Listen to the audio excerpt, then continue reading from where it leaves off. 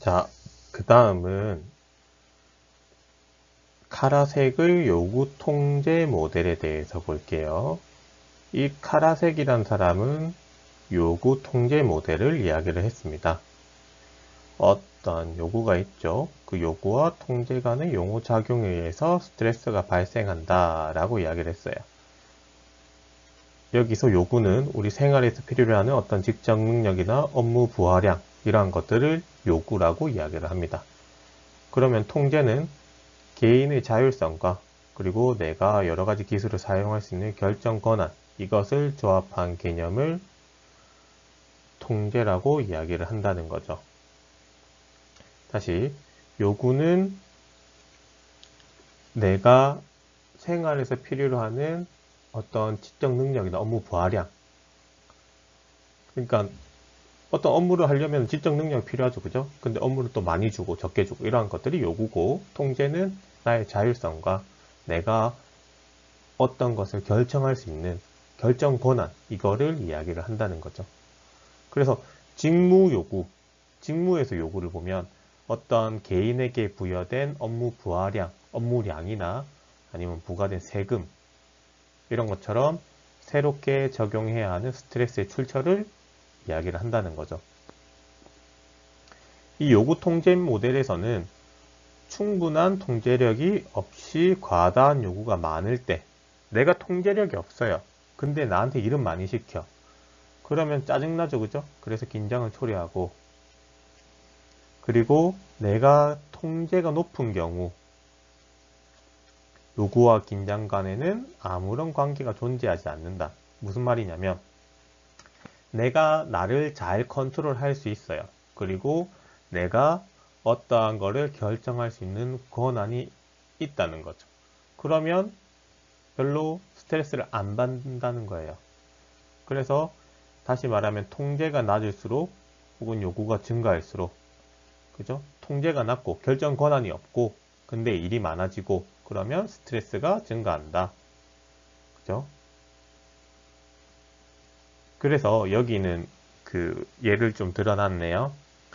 직무 요구, 업무량은 많지만 결정 권한이 없는 뭐 간호조무사나, 그죠?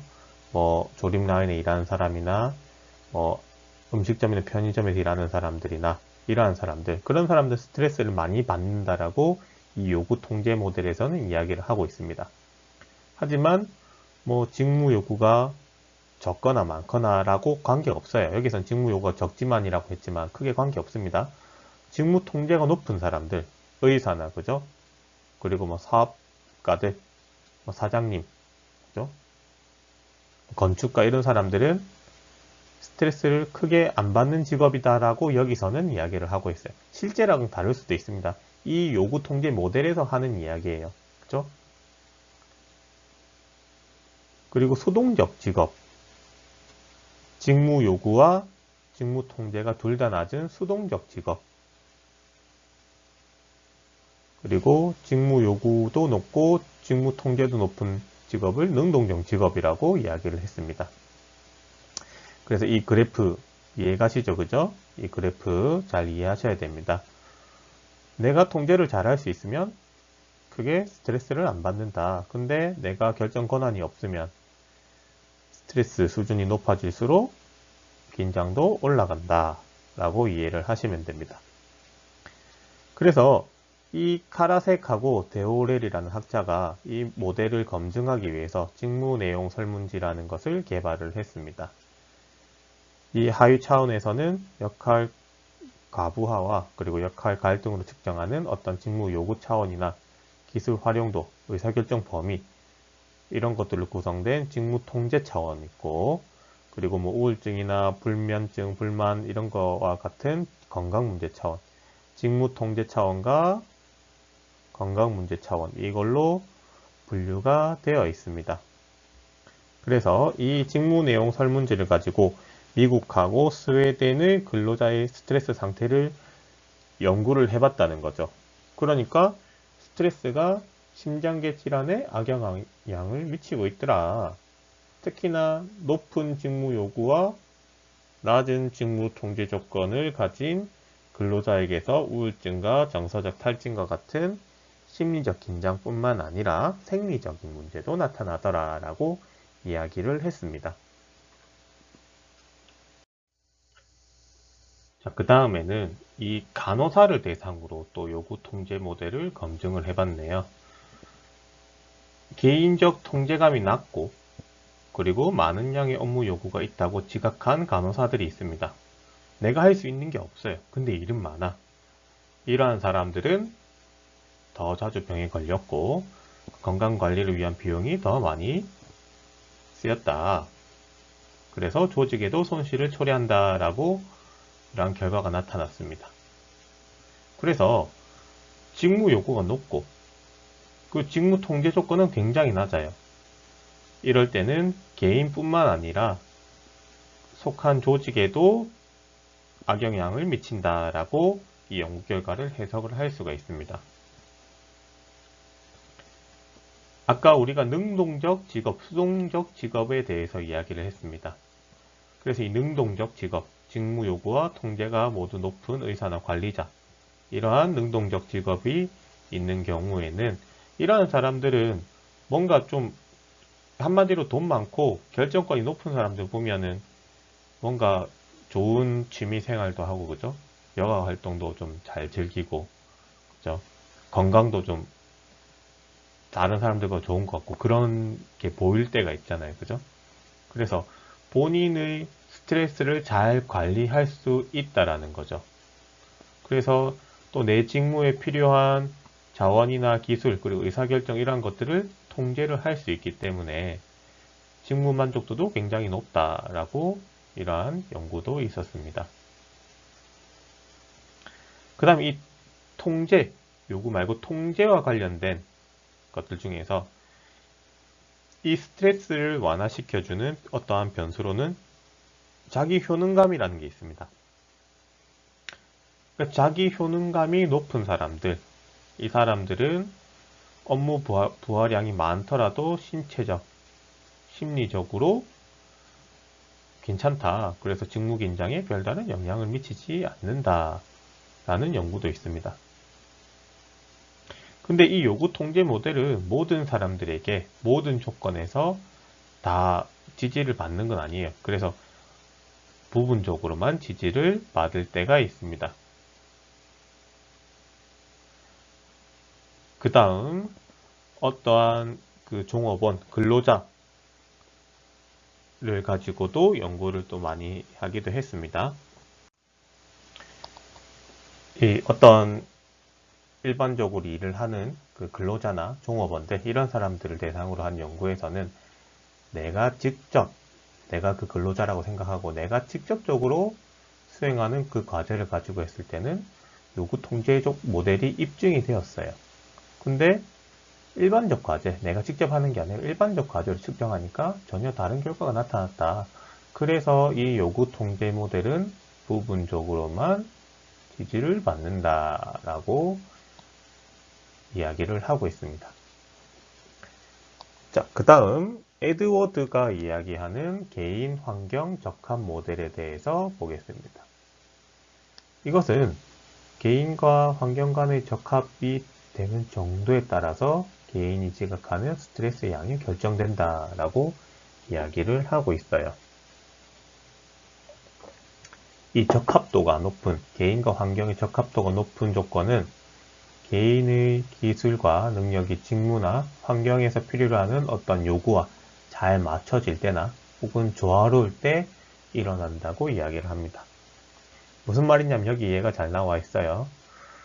문학 박사 학위가 있는 사람, 우리 보통 문학 박사, 뭐 문학 이런 이야기하면 약간 내성적인 사람들 책 많이 보고, 그러니까 지금 현재 그런 게 아니라 그 보통 사람들이 생각을 하는 일반적으로 고정관념 가지고 있는 그러한 것들을 이야기를 하는 거예요. 그래서 내성적인 성격의 사람들이 대학에서 일하는 것이 개인 환경 적합도가 좋다. 근데 외향적인 성격을 가진 사람은 대학보다는 마케팅이나 판매 관리자로 활동하는 것이 더 좋다. 그래서 개인 환경 적합도를 높일 수 있다. 라고 이야기를 한다는 거죠. 그죠? 그러니까 나와 내가 일하는 환경의 적합도가 좋다, 안 좋다. 이거를 여기서는 이야기를 한다는 겁니다. 그리고 조직에서는 개인이 받는 어떠한 스트레스 양이 있죠. 그거는 직무 환경에서의 요구 지각과 그리고 요구에 대처할 수 있는 개인의 역량 지각에 의해서 결정된다. 요구 지각과 역량 지각에 의해서 결정이 된다라는 거죠. 스트레스의 양이. 그래서 이 개인과 환경 간의 낮은 적합도를 보이는 사람의 경우에는 더 자주 그리고 더 높은 직무 긴장 징후를 보이지만 환경에 잘 부합하는 개인 환경에 잘 부합하는 사람들은 스트레스도 덜 받고 직무 긴장도 낮다라고 이야기를 하고 있습니다. 이 앞에 이야기했던 카라색의 요구 통제 모델은 지각의 역할을 이야기를 안 했어요. 어떤 요구와 그죠? 내가 결정할 수 있는 결정권, 이런 통제 거기에 대해서 이야기를 했지 지각의 역할에 대해서는 이야기를 안 했습니다. 근데 이 에드워드의 개인 환경 적합 모델에서는 어떠한 작업 환경 요구에 대처할 수 있는 개인의 기술과 역량에 대한 지각을 강조를 하고 있습니다. 그리고 이 개인 환경 적합 모델은 뭐 가족의 지원이라든지 어떠한 사회적 지원, 뭐 직무를 수행할 때 필요한 자원들, 이러한 외부 영향 요인을 중요하게 여긴다. 요구 통제 모델보다는 개인 환경 적합 모델이 이러한 외부 영향 요인을 더 중요하게 여긴다라고 그러한 특징적인 부분을 우리가 볼 수 있습니다. 그래서 이 스트레스에 대처하기 위해서는 개인과 작업 환경 간의 적합도 이것뿐만 아니라 뭐 금방 가족의 지원이나 사회적 지원이라고 이야기했죠. 그래서 일이나 가정 간의 갈등에서 있는 뭐 개인과 가족 간의 적합도 이러한 것을 높이는 게 중요하다라고 제시를 했습니다. 특히나 개인이 직무가 환경하고 가족의 적합도 이게 둘 다 나쁜 경우에는 스트레스가 계속 누적돼서 직무 수행이 떨어질 수 있다라고 여기서 이야기를 하고 있어요. 그래서 이 가족 관계에 의한 지각에 의해서도 결정이 된다 라고 보시면 됩니다.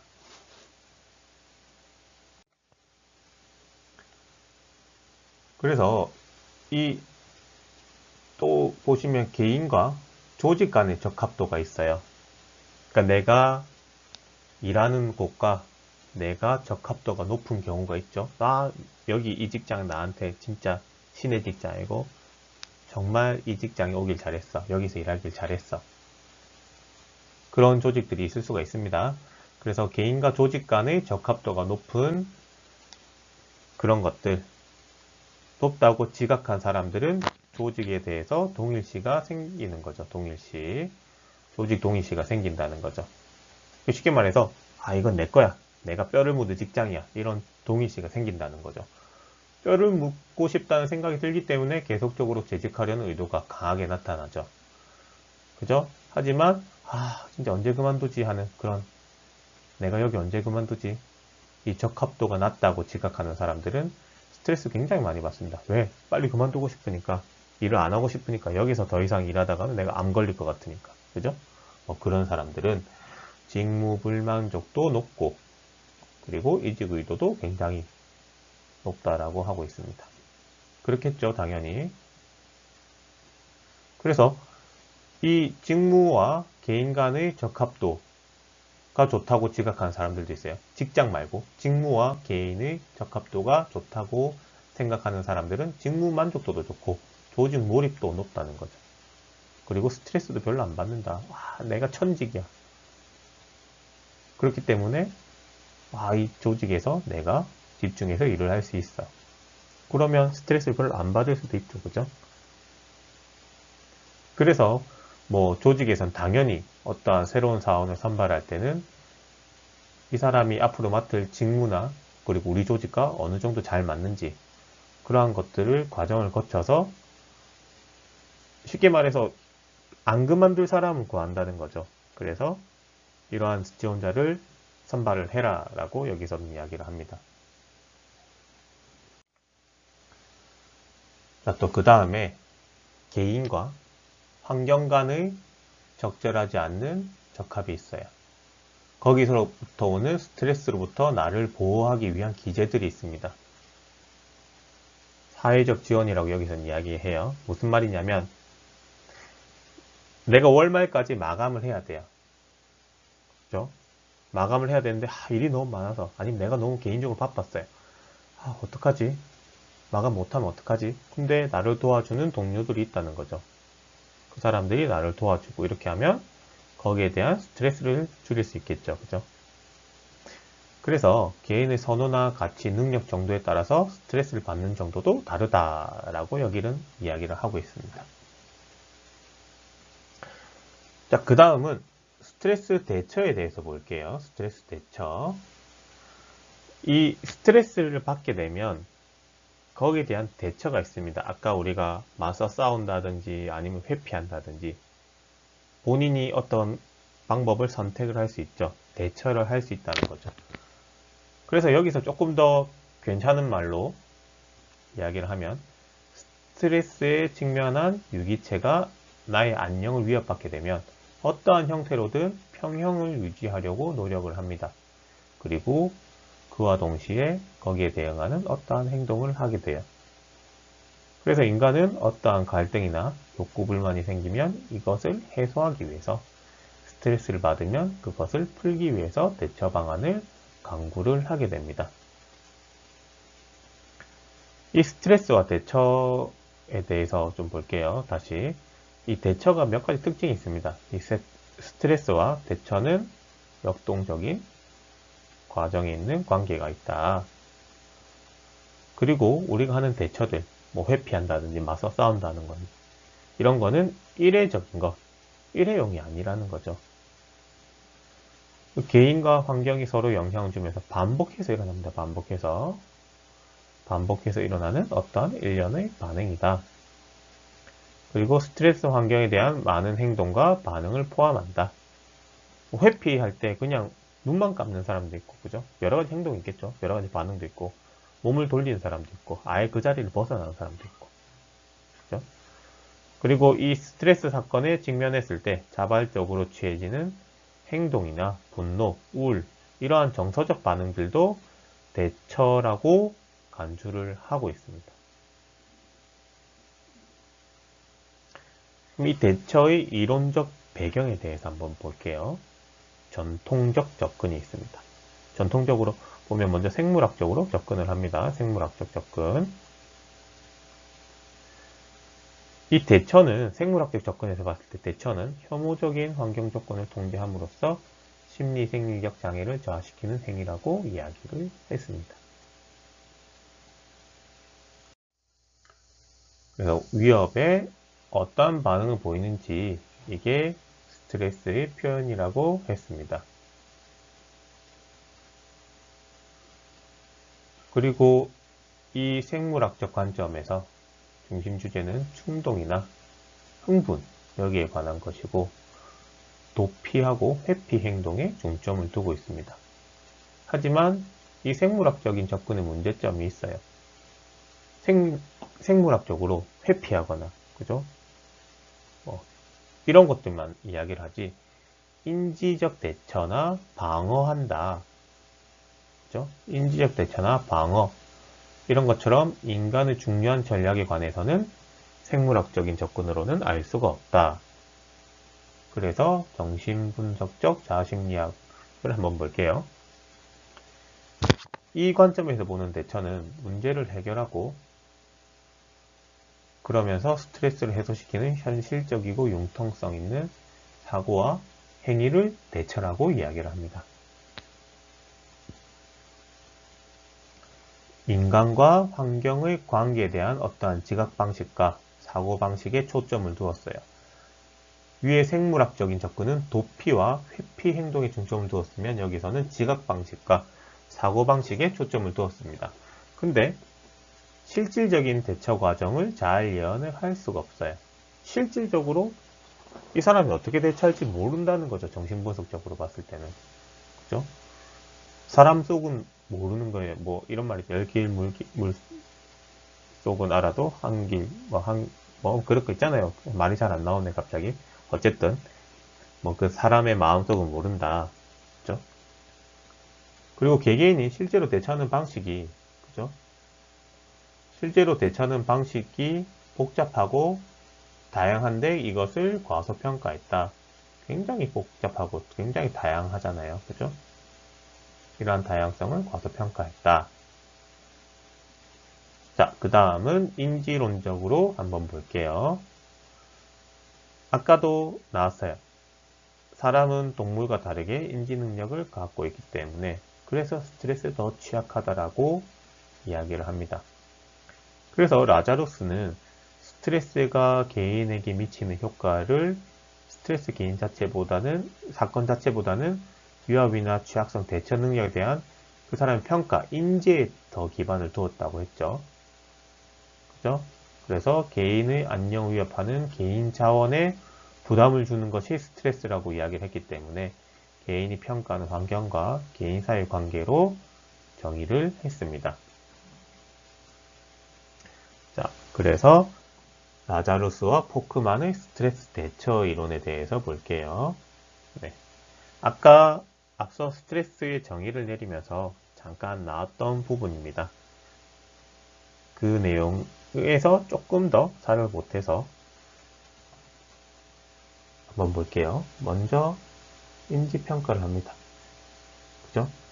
인지하는 게 라자루스가 인지한다고 했잖아요. 그죠? 그 사건을 인지를 하는 얼마나 인지를 하는지 개인이 어떻게 인지하는지에 따라 스트레스가 달라진다고 했기 때문에 그래서 이 사건과 그 사건에 대한 반응 사이에서 발생하는 평가의 인식 과정으로 언급되는 어떤 인지평가의 과정을 통해서 인간은 개인의 안녕과 관련된 사건의 의미를 평가한다라고 했습니다.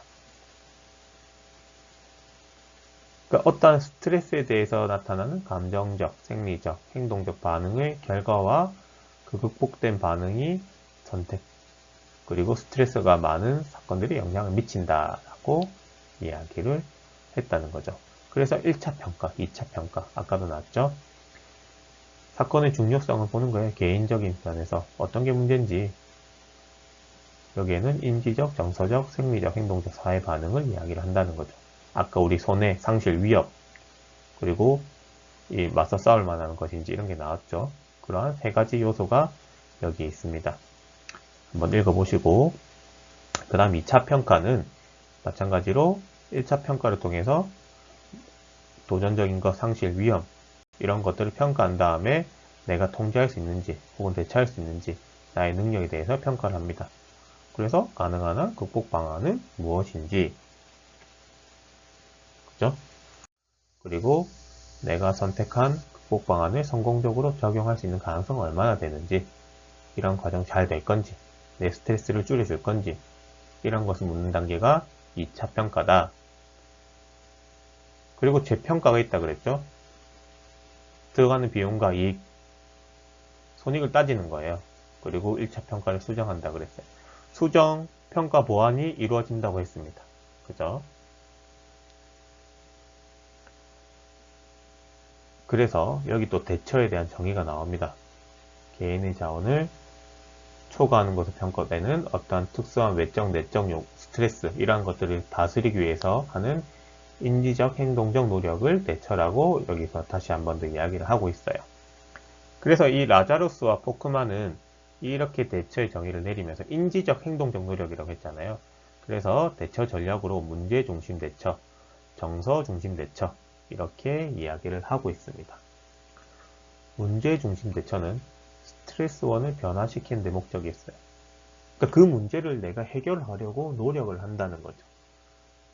그래서 스트레스를 야기시키는 환경 조건을 내가 바꾸면서 스트레스에 대한 개인의 정신적 반응을 변화시키려고 하는 거예요.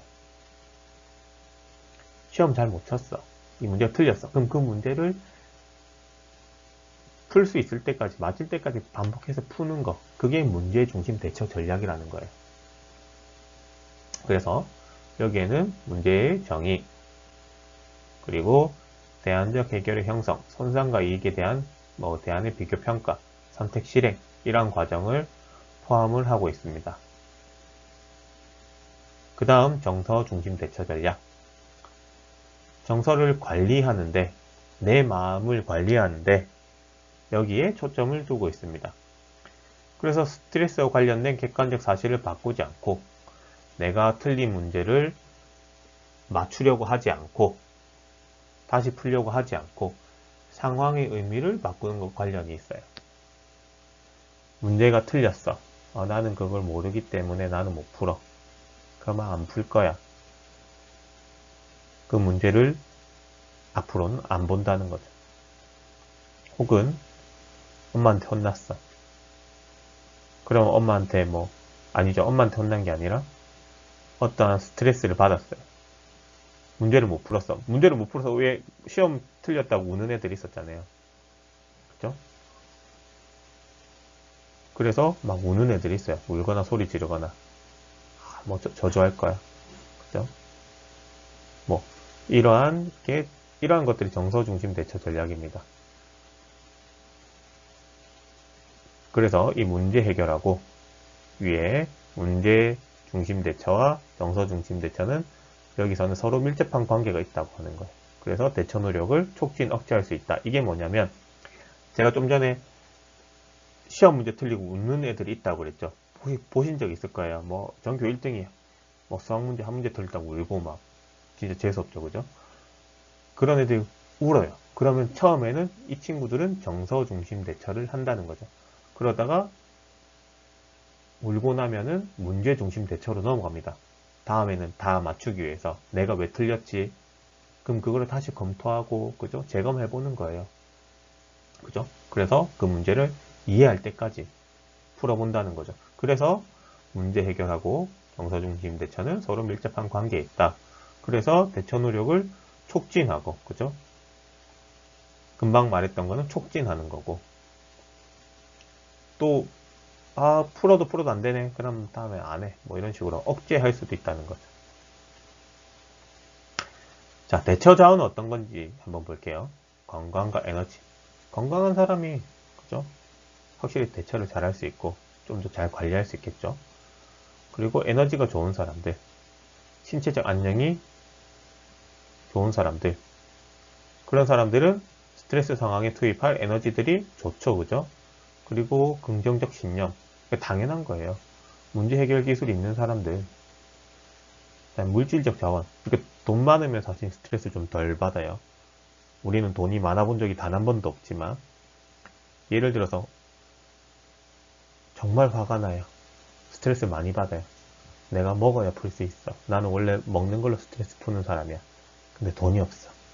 스트레스를 더 많이 받잖아요. 그죠? 금전적인 게 없으면 스트레스 더 많이 받아요.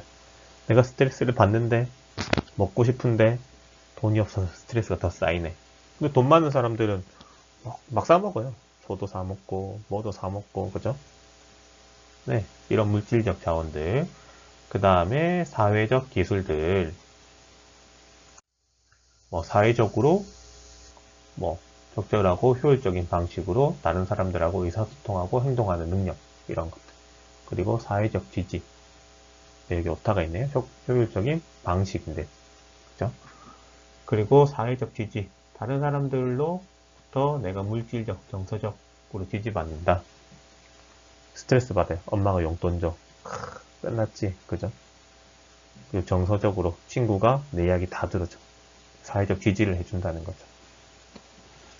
그래서 이 대처 과정을 다시 그림으로 나타내면 이러한 게 있습니다. 어떠한 스트레스원들이 있어요. 사람으로부터 혹은 환경으로부터 아니면 그 둘 다로부터 스트레스원이 있고, 그래서 우리가 스트레스 받으면 1차 평가 이야기했죠. 그리고 2차 평가를 통해서 평가를 해봅니다. 그리고 대처를 하기 위한 어떠한 노력들을 해요. 문제 중심 대처를 하는지, 정서 중심 대처를 하는지, 그리고 재평가를 해서 어떤 결과로 나오죠. 적응을 한다든지, 그죠? 그 다음에 그 적응에는 감정적으로 괜찮아지고, 혹은 어떤 감정이 화가 난다든지, 억제된 분노가 있다든지, 뭐 여러 가지가 있겠죠. 그죠? 그래서 거기에 투입되는 자원들은 아까 뭐 생리적, 신체적, 뭐 물질적, 뭐 이러한 것들을 이야기를 했습니다. 그래서 지금까지 라자루스 포크만의 대처에 대해서 이야기했던 것들이 여기에 그림에 잘 나와 있습니다. 그죠?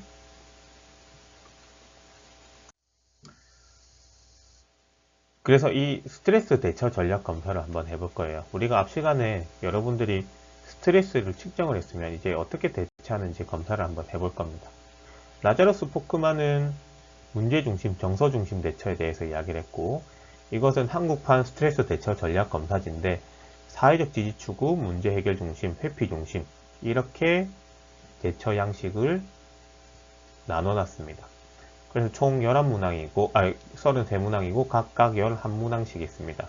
그래서 대처 양식을 잘 읽어보시고 여러분들이 잘 체크를 하시는 거예요. 체크를 하시고 나서 각각에 해당하는 문항들, 사회적 지지 추구는 뭐 2번, 3번, 그죠? 2번, 3번, 9번, 11번 뭐 이런 여기에 해당하는 문항들을 다 더하는 거예요. 합계를 내고 문제 해결 중심은 여기 있는 문항들을 다 더해서 합계를 내고 마찬가지로 회피 중심도 다 더하고 합계를 내서